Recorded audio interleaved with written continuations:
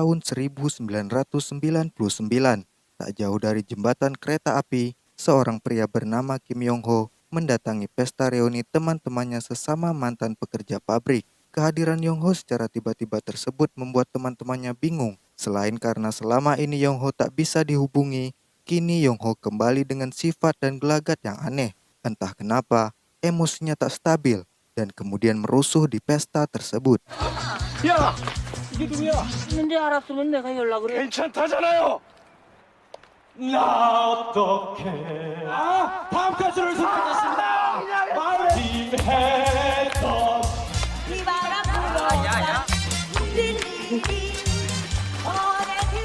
Teman-teman yang kewalahan dengan Yong Ho yang datang seperti orang tak beres pun sampai tak sanggup meladeninya lagi. Saat Yong Ho yang semakin menggila naik ke jembatan dan berdiri di tengah rel, salah satu teman Yong Ho akhirnya membujuk Yong Ho untuk turun. Namun hal itu seakan terlambat. Yong Ho sudah tak terkendali. Satu kalimat terakhir yang ia teriakkan ketika kereta datang adalah, "Aku kembali."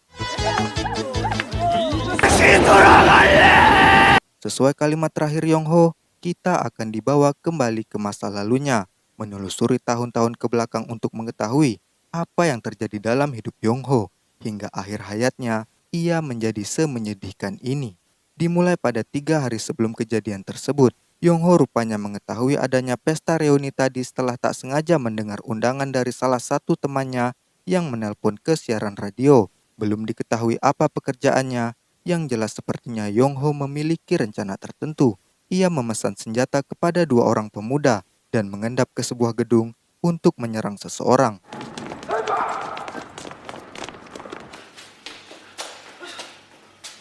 Karena gagal dengan aksinya, Yong Ho lari ke apartemen mantan istrinya. Yong Ho sepertinya adalah orang yang sangat nekat dan berbahaya, hingga mantan istrinya saja tak berani lagi membiarkannya masuk untuk bertemu dengan anaknya.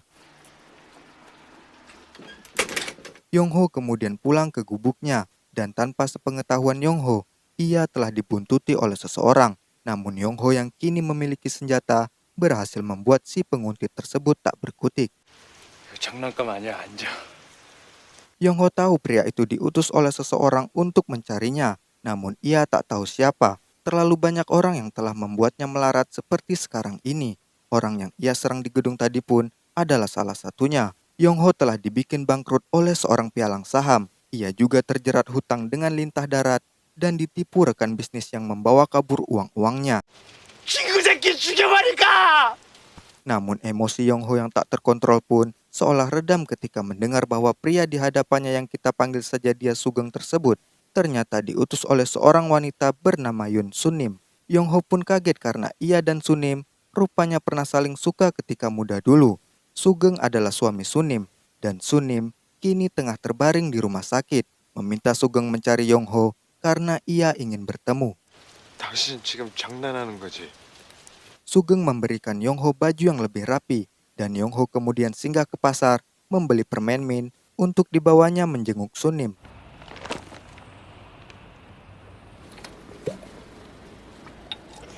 Tapi sayangnya, dokter mendadak mengabarkan Sunim kini memburuk. Padahal baru semalam, ia masih bisa diajak bicara. Saat Yong Ho datang, ia tak mampu menahan sedih dan mengenang ketika dulu Sunim mengirimkan surat beserta permen min kepada Yong Ho ketika ia bertugas wajib militer. 기억나요?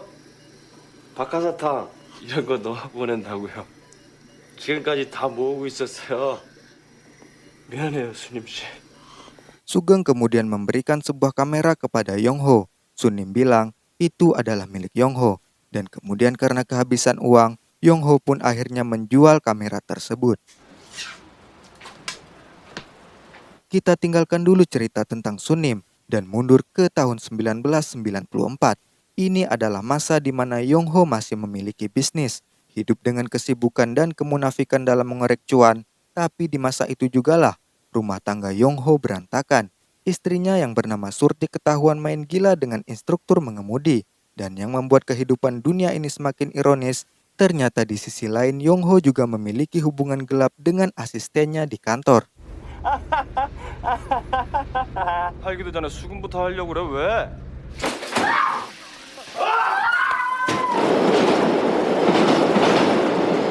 Ketika makan di restoran bersama si asisten, Yongho tak sengaja bertemu dengan Karyo. Ia sepertinya adalah kenalan Yongho yang sudah lama tidak pernah bertemu. Namun entah mengapa, perjumpaan tersebut agak canggung karena Karyo terlihat ketakutan melihat Yongho. Beralih ke 1987, dan siapa Karyo pun terjawab di sini. Di tahun tersebut ternyata Yongho adalah seorang polisi. Ia menangkap Karyo untuk mencari seseorang bernama Won-sik. Sebagai informasi, kala itu di Korea Selatan memang sedang terjadi kerusuhan.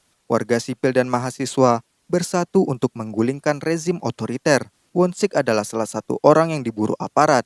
Namun karena Karyo tak mau buka mulut, Yongho pun kemudian main tangan dan melakukan cara-cara yang kejam agar Karyo mau mengaku.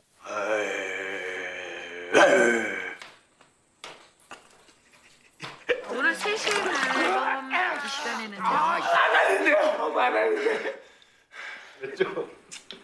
레시피 조금 나왔으니까 Karyo yang tak tahan lagi akhirnya bilang bahwa Won-sik ada di daerah bernama Kunsan. Yongho dan rekan-rekannya pun kemudian ke daerah tersebut. Sementara menunggu target mereka, Yongho yang belum tidur dipersilahkan temannya mencari penginapan untuk beristirahat. Dari situ, bertemulah Yongho dengan gadis bernama Murni di sebuah warung remang-remang. Di tengah rintik hujan dengan tempo datar, Yongho menggoda Murni dan menceritakan bahwa ia sedang mencari Sunim, si cinta pertamanya yang berada di daerah itu. Yongho bercerita seolah ia lelaki romantis dan membuat kagum si Murni, yang akhirnya sepasang manusia yang saling butuh itu pun sepakat untuk bermalam bersama.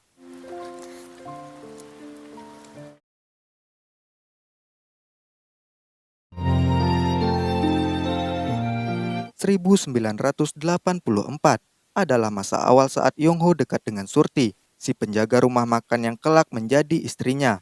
Di saat itu jugalah Yongho baru bergabung menjadi anggota kepolisian. Dan di sini, kalian akan memahami mengapa Yongho menjadi manusia yang sangat bengis. Tiap hari ia menyaksikan kekejaman yang dilakukan seniornya terhadap orang yang baru ditangkap. Dan sebagai junior, Yongho dipaksa untuk melakukannya juga. Entah dengan cara apa para atasan menyuruh Yongho menginterogasi tersangka. Yang jelas, benda najis berwarna kuning emas milik tersangka pun sampai-sampai menodai tangan kanan Yongho.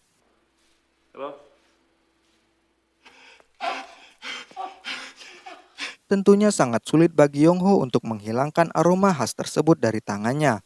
Namun di saat yang tak tepat itulah, datanglah seorang wanita mencari Yongho. Ia adalah Sunim. Sudah lama tak bertemu.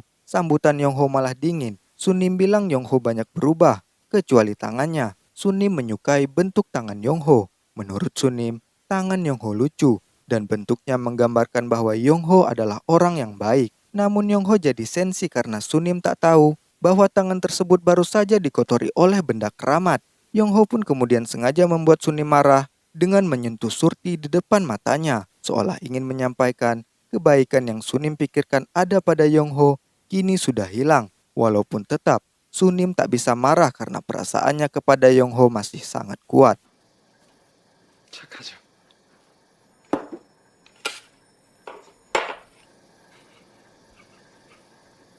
Sunim pun pamit dan memberikan kamera yang ia beli untuk Yongho. Namun entah mengapa, Yongho tak bisa menerimanya.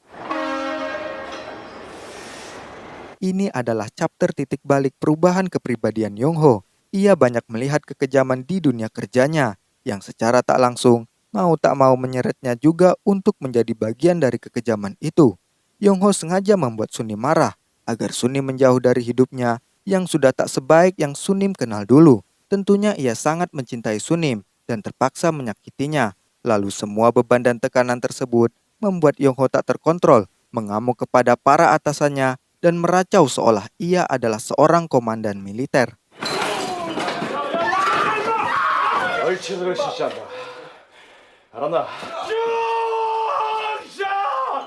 뒤로 돌아! Kita sampai pada dua bagian terakhir, 1980, tahun di mana trauma dan kerusakan Yongho terbentuk. Di sebuah pos prajurit perang, Sunim mencoba menemui Yongho yang kala itu sedang wajib militer.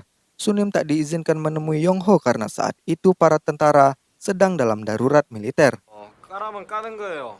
아가씨 신문도 안 봐요? Para prajurit dapat perintah darurat. Yongho pun kelabakan dan menyebabkan permen min pemberian dari Sunim yang ia simpan berhamburan dan terinjak-injak.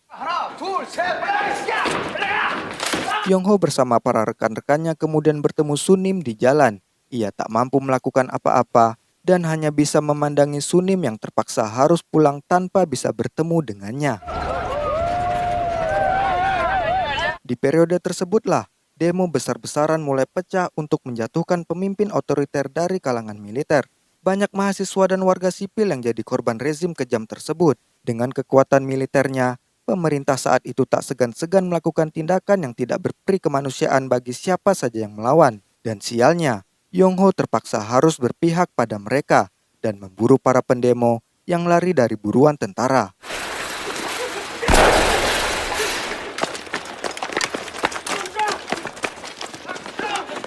Yongho dan temannya tertinggal oleh pasukan. Namun Yongho merasa ia tak kuat lagi untuk berlari karena sepatunya dipenuhi dengan air. Entah kenapa ia mulai menangis dan ketika dibuka, sepatunya dipenuhi dengan darah.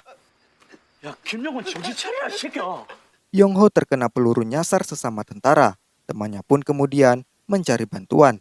Ketika ia menunggu sendirian, tiba-tiba muncul Sunim dari kegelapan. Namun rupanya itu hanya ilusi.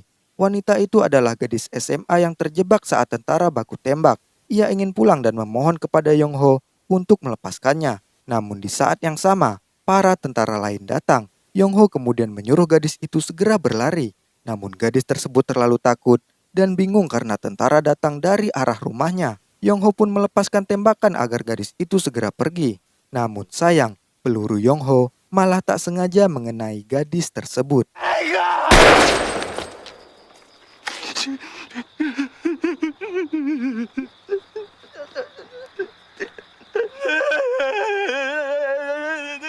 Pada bagian terakhir, tahun 1979, kita kembali ke tempat awal, lokasi reuni di tepi sungai, tempat rombongan Yongho, Sunim, dan semua teman pekerja pabrik piknik untuk pertama kalinya. Kala itu juga adalah momen pertama kali Yongho dan Sunim dekat. Pertama kali pula, Sunim memberikan permen min kepada Yongho. Yongho bilang ia ingin jadi fotografer. Itulah sebabnya Sunim mengumpulkan uang untuk membelikan Yongho sebuah kamera. Namun di tengah romantisme mereka, Yongho mendadak terdiam. Ia baru pertama kali ke sana, tapi ia merasa sudah pernah melihat tempat tersebut.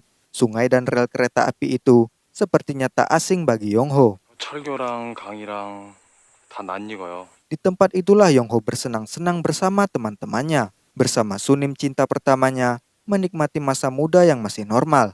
Tanpa kebencian, tanpa dendam, tanpa trauma. Definisi dunia yang sangat indah.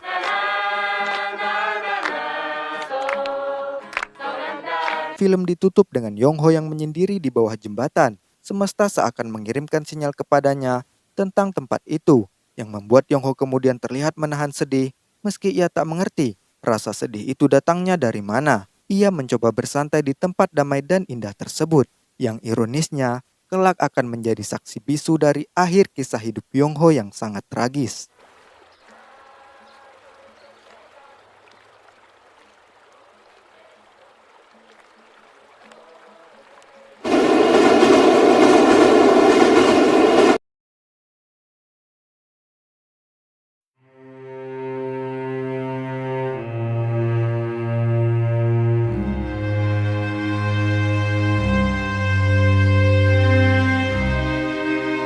Kehidupan yang absurd adalah hal paling menonjol dari kisah Yongho. Manusia yang katanya punya kendali atas keputusannya sendiri, ternyata kadang harus berperang melawan kepentingan semesta dan manusia lainnya. Yongho adalah salah satu dari sekian banyak manusia yang kalah dalam memperjuangkan kebaikan dalam hidupnya. Kita sepakat bahwa keburukan adalah keburukan dan tak ada celah untuk membenarkannya. Namun Yongho menunjukkan bahwa keburukan yang ia lakukan adalah buah dari sesuatu, bentukan dari masa lalu. Yongho yang masih polos terpaksa berpihak pada rezim kejam dalam tugas militernya. Bahkan tangan bersihnya menjadi kotor saat tak sengaja menghilangkan nyawa gadis tak bersalah. Belum lagi di kepolisian, ia jadi terbiasa melakukan tindakan yang bertolak belakang dengan kepribadiannya. Bisa dilihat sendiri bagaimana ia memperlakukan Karyo. Empatinya menipis dari tahun ke tahun. Ia tak ragu untuk bermain perempuan dan bermuka dua dalam berbisnis. Ia berusaha membuat Sunim membencinya karena ia sudah merasa tak pantas untuk Sunim. Hingga di saat terakhirnya, ia berteriak aku kembali, seakan menunjukkan betapa inginnya ia untuk hidup seperti dulu lagi ketika kepentingan dunia belum membebaninya. Trauma, tekanan, rasa bersalah, serta penghinaan yang telah mengotori hidup seseorang mungkin bisa saja dimaafkan. Namun perlu diingat bahwa hal-hal tersebut memegang peranan besar bagi masa depan manusia yang mengalaminya. Terima kasih karena sudah menonton, subscribe, like, dan dukung perkembangan channel ini lewat link yang tersedia di deskripsi.